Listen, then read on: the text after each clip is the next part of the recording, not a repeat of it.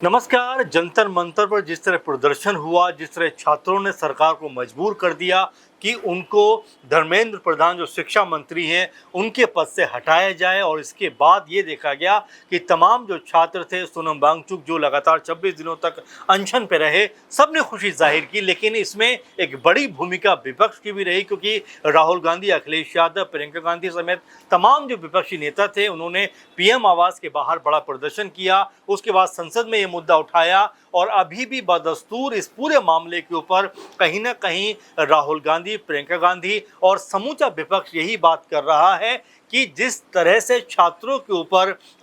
जो pellet gun का इस्तेमाल किया गया, बिहार में यहाँ तक खबर है कि वहाँ पर तो AK-47 तक का इस्तेमाल कर लिया गया। अब इसको लेकर प्रियंका गांधी, कांग्रेस पार्टी की बड़ी नेता हैं, सांसद हैं, यहाँ पर अपना विरोध दर्ज कराती हुई दिखाई पड़ी। उन्होंने तल्ख लहजे में कहा कि छात्रों पर FIR दर्ज किया गया, उनके ऊपर यहाँ तक कि गोली का इस्तेमाल किया, और वो ये कहती हुई नजर आई कि जो छात्राएं प्रदर्शन में आई थी उनके घर बाकायदा पुलिस ने फ़ोन किया। हालांकि वो ये भी कहती है कि इस बात को लेकर मैं कंफर्म नहीं हूँ, लेकिन मैंने सुना है उनके माता पिता से ये कहती हुई पुलिस नजर आई कि आखिर आपने अपनी बच्चियों को, बेटियों को इस आंदोलन में क्यों भेजा।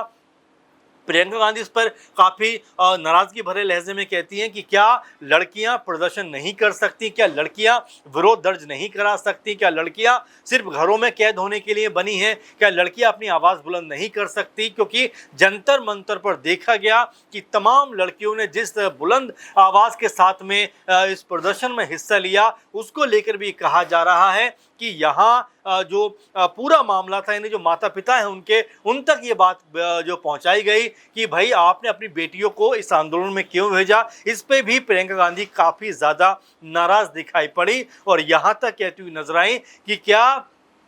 छात्रों पर AK-47 का इस्तेमाल करना क्या जायज़ था, क्या ये होना चाहिए था, क्या छात्रों को इस तरह से बेरहमी से पीटा जाना चाहिए था, उनके खिलाफ इस तरह से FIR दर्ज की जानी चाहिए थी। और साथ में वो कहती हैं कि क्या छात्र अगर किसी मुद्दे को लेकर अपनी आवाज़ को बुलंद कर रहे हैं तो क्या उनके ऊपर AK-47 चला देना, क्या ये जायज़ तरीका है, क्या लोकतांत्रिक तरीका है। इस तरह से वो लगातार यहाँ पर आवाज़ बुलंद करती हुई दिखाई पड़ी। अब इस मामले को अगर राहुल गांधी के जो पॉइंट ऑफ व्यू से देखें तो उन्होंने भी सरकार पे लगातार ये बात को लेकर हमला किया, और गृह मंत्री अमित शाह को एक खत तक लिखकर दे दिया कि क्या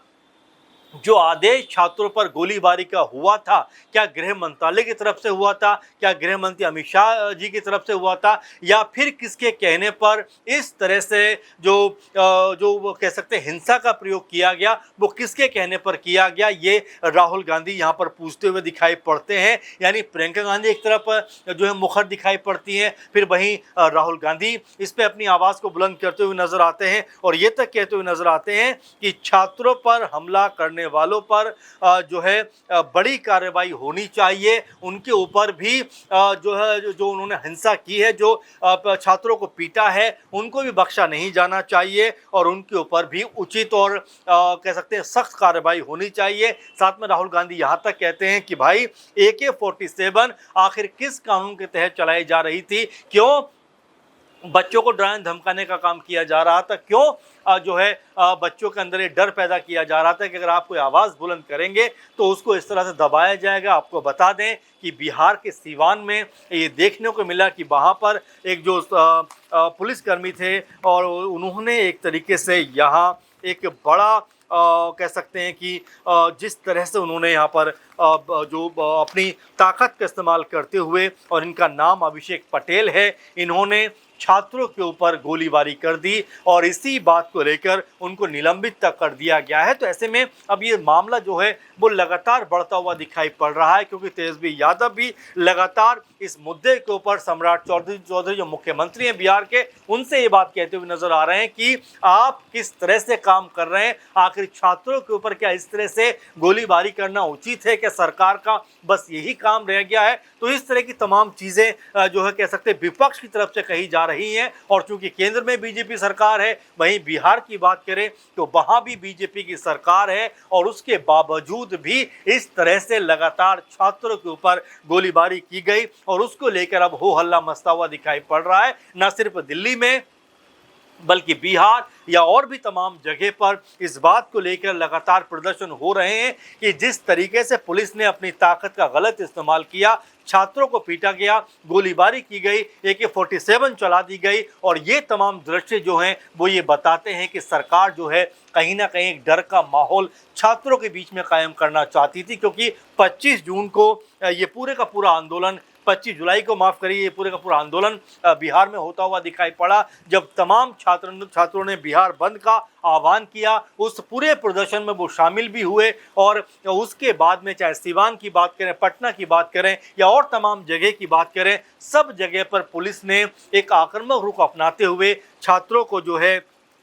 क्या कह सकते हैं कि उनको दौड़ाने का काम किया, और कई जगह लाठीचार्ज भी होती हुई दिखाई पड़ी। लेकिन सीवान में जो कुछ हुआ उसको लेकर तो कम से कम सरकार की किरकिरी यहाँ पर होती हुई दिखाई पड़ी कि आखिर सम्राट चौधरी जो जिम्मेदार पद पर बैठे हुए हैं, और यहाँ पर तेजस्वी यादव तो ये तक बोल गए कि जिस तरह से AK-47 को चलाने का आदेश दिया गया, आखिर वो आदेश किसने दिया? अगर वो मुख्यमंत्री सम्राट चौधरी की तरफ से हुआ है, सरकार की तरफ से हुआ है, तो उनके ऊपर भी जो है हत्या की साजिश का आरोप लगाया जाना चाहिए। हत्या करने का प्रयास का जो कह सकते हैं अटेम्प्ट टू मर्डर का जो मामला होता है, उसके तहत उनके ऊपर मामला दर्ज होना चाहिए, ये तेजस्वी यादव कहते हुए दिखाई पड़ते। और इतना ही नहीं, उन्होंने तो यहाँ तक कहा कि अगर सरकार ने, यानी बिहार सरकार ने, अगर जिन बच्चों के ऊपर FIR दर्ज की है, जिनको जेलों के अंदर रखा है, अगर एक दिन के अंदर उनको नहीं छोड़ा गया तो फिर बिहार में एक बड़ा आंदोलन होता हुआ दिखाई पड़ेगा। यानी बिहार का जो माहौल है उसमें अगर कोई दिक्कत होगी, कोई परेशानी होगी, कोई बड़ा आंदोलन होगा, तो उसके लिए सिर्फ और सिर्फ सरकार जिम्मेदार है। तो यहाँ पर अगर देखा जाए, जिस तरह प्रियंका गांधी ने कहा कि जिस तरह से छात्रों की आवाज़ को दबाने का प्रयास किया जा रहा है, छात्रों को एक तरीके से उनके जो आंदोलन को, उनकी जो हिम्मत को जो दबाने का काम किया जा रहा है, वो ठीक तरीका नहीं है। इसीलिए इस तरह से उन छात्रों के ऊपर कोई भी जो है पुलिस बल का इस तरह इस्तेमाल नहीं किया जा सकता। लेकिन हमने देखा कि उन छात्रों के ऊपर जो है लाठीचार्ज होता हुआ दिखाई पड़ा, उनके ऊपर गोली चलती हुई नजर आई। प्रियंका गांधी कहती हैं कि हद हो गई इस सरकार से, जो छात्रों के साथ भी इस तरह का बर्ताव यहाँ पर करती हुई दिखाई पड़ती है, AK-47 इस्तेमाल करती हुई दिखाई देती है। और साथ में वो कहती हैं कि जिस तरह से लड़कियों को लेकर जो बात सुनने को मिल रही है, अगर वो सच है तो वाकई में ये सरकार का एक ऐसा पहलू दिखाता है जो बेटियों को कहीं ना कहीं आगे बढ़ने देने के पक्ष में दिखाई नहीं देता। इसके अलावा लगातार हम देखें तो इस पूरे मामले के ऊपर संसद में भी गतिरोध बना हुआ है कि आखिर इन छात्रों के ऊपर गोली चलाने का आदेश किसने दिया, किसने हिंसा करने का आदेश दिया। राहुल गांधी समेत तमाम जो विपक्ष है वो लगातार संसद के अंदर सरकार से सवाल पूछ रहा है। इसीलिए आज भी जो कह सकते हैं संसद का जो दिन था वो आज भी पूरी तरीके से स्थगित होता हुआ ही दिखाई पड़ा। अब कैसे सहमति बन पाएगी इस मुद्दे के ऊपर देखना होगा, लेकिन फिलहाल प्रियंका गांधी के साथ में राहुल गांधी और तेजस्वी यादव ने जिस तरह मोर्चा संभाला हुआ है, इसके अलावा अखिलेश यादव भी लगातार जिस तरह से प्रहार कर रहे हैं, उससे ऐसा लगता है कि सरकार कहीं ना कहीं बैकफुट पे है। अब देखना होगा इस पूरे मामले के ऊपर क्या जो गवर्नमेंट की तरफ से कहा जाता है, सरकार की तरफ से कौन जो है पक्ष रखता है। फिलहाल के प्रोग्राम में बस इतना ही। आप लगातार अपनी प्रतिक्रिया जरूर दीजिए कि जिस तरह का पूरा माहौल बना, आखिर उसके लिए जिम्मेदार कौन है। लगातार सुझाव दीजिए। नमस्कार।